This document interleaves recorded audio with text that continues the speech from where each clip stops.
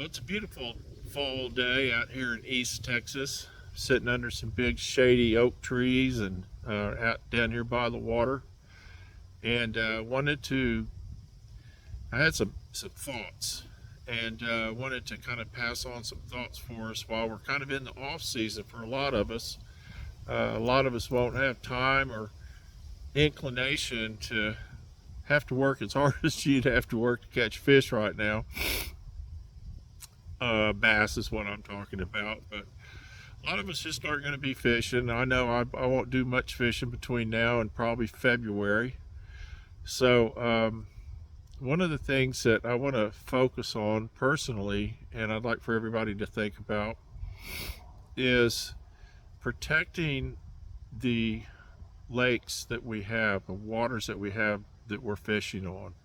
You know, we're super fortunate to live in a country where we can buy a boat or not, buy a kayak or canoe or float tube or just waders or just sit on the bank of a beautiful body of water and fish and enjoy nature.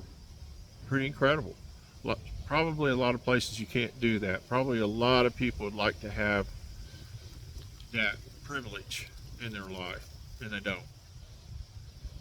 You're not subsistence fishing for the most part. You're just enjoying yourself. A lot of people around the world, they're subsistence fishing. They're doing it because that's how they got to eat. We're lucky. We just catch ours and throw them back, have fun with them. But I really don't think we're doing a really good job of protecting the environment and our resources. I think we're doing a pretty lousy job of that as sportsmen and women. And what I mean by that is we take these big gas-powered boats and we drive around these lakes at breakneck speed. We, after there's a big tournament on Lake Fork, I can go around the lake and pick trash up all day floating in the lake. Because we're not doing a very good job of put the trash in a bag in a locker in the boat or something. There's just a lot of stuff that I know most people don't want to trash a lake out or a river, but we tend to just do it without thinking. And we're also dumping chemicals in our lakes, and we're doing a lot of things that need to get improved. We need to think through what we're doing to protect these. We have a finite resource with these lakes and rivers. Not only do we have just a certain amount of bodies of water we can fish on, certain time of year we can fish, if you go down to certain parts of the state of Texas, they're running out of water. Their lakes are going dry. Look at what's going on in Nevada. The lakes are going dry. So we need to protect what we've got, or it won't be here for us when we need it. So I'm taking special care to make sure that for one thing, my engine's running good on my boat. It's clean. It's not dumping any kind of gas into the water. I always try and pick trash up. If I see trash in the water when I'm out on the water, I'll try and pick it up. And people, I'll bring in a big load of trash, and people are like, "Man, you're a pig." And I'm like, "No, that's what I got off. That's what I got off the water." So there's all kinds of things that we can do to protect our resource. We also need to learn how to respect our quarry, and that is the fish.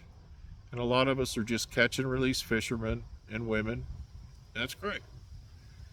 But I've heard guys all my life while I was fishing talk about, oh, that's just a trash fish, or they'll catch a fish smaller than they want. They'll go, oh, it's just that's just a trash fish. They chuck it in the water. I don't have any respect for it, what they've done. And I think that you need to treat them with respect. You need to handle them correctly. You need to make sure you don't drop them on the deck of the boat. And it happens. I mean, it happens with me. It happens with all of us. They're slippery and they're trying to get away.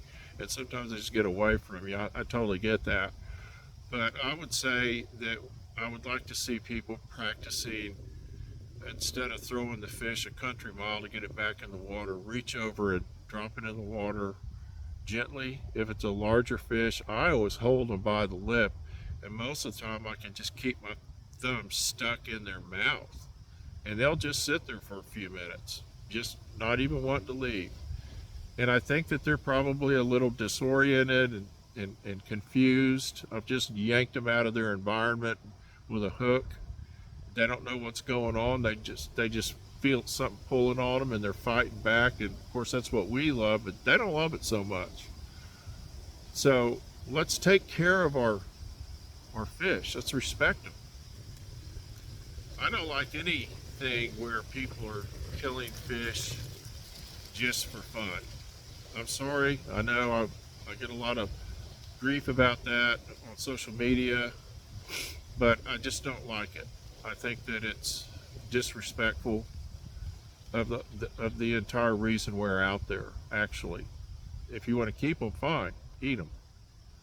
But if you don't want to eat them, if there's not a reason to keep them, leave them alone. Let them be.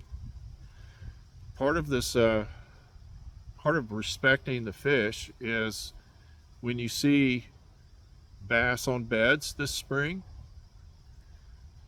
you're not obligated to go over there and harass those fish. I know that they're easy. It's fun to watch them. It's fun to trick them into biting, and maybe it's a big fish. You're not obligated to do it. I pass them all the time. I just don't. First of all, I don't want to fool with them, because a lot of times they've been harassed so much by fishermen that they're just spooky.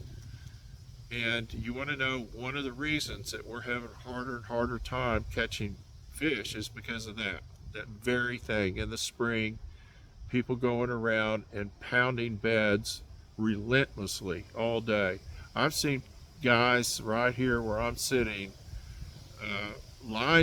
literally lined up 4 or 5 boats, and they just go in a circle and they all hit the same bed over and over.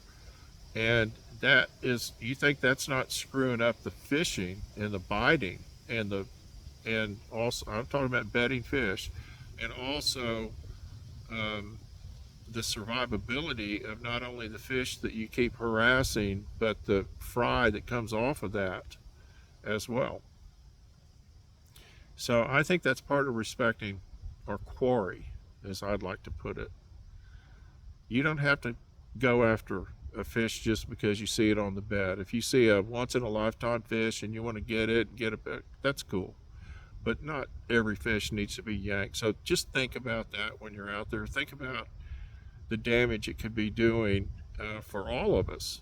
When we're out here complaining about not catching as many bass, and we all are all over the country, there's a drop off in catch rates. A lot of people are complaining about it. Well, what do you expect? If you don't treat the whole system with respect and take care of it, you got to take care of it.